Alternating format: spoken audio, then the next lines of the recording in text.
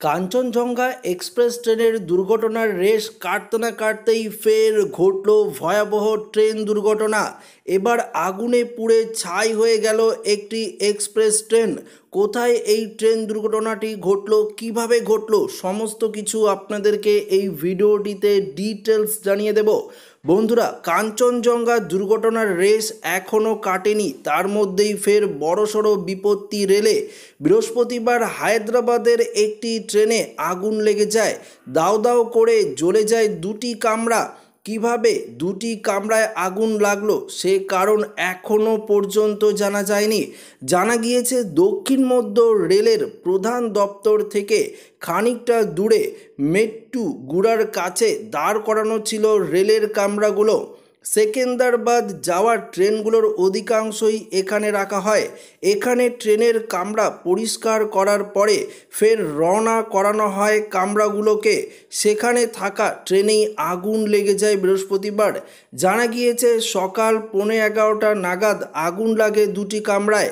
দমকলের ইঞ্জিন ওই এলাকায় পৌঁছালেও কাজ শুরু করতে সমস্যায় পড়েন কর্মীরা, কারণ ঘন ঝোপঝাড়ের মধ্যে গিয়ে সঠিকভাবে আগুন নিয়ন্ত্রণে আনা যাচ্ছিল না।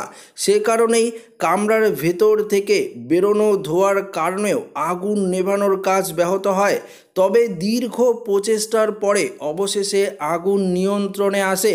কিন্তু দাঁড়িয়ে থাকা অবস্থায় কি করে আগুন লাগলো ট্রেনের কামরায়, সেই উত্তর এখনও অধরা।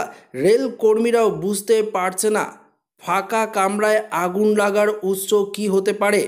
আধিকারিকদের তরফে জানানো হয়েছে গোটা ঘটনার পূর্ণাঙ্গ তদন্ত শুরু হবে, তারপরেই আগুন লাগার আসল কারণ জানা যাবে। তো বন্ধুরা, আপনারা দেখতেই পেলেন একের পর এক ট্রেন দুর্ঘটনা কিন্তু ঘটেই যাচ্ছে। এবার কিন্তু একটি থামানো ট্রেনের ভেতরেই আগুন লেগে যায়।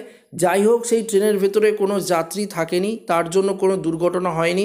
যদি চলন্ত ট্রেনে এই দুর্ঘটনাটি ঘটতো তাহলে কত বড়সড় বিপদ হতে পারত আপনারা নিজেরাই কল্পনা করুন।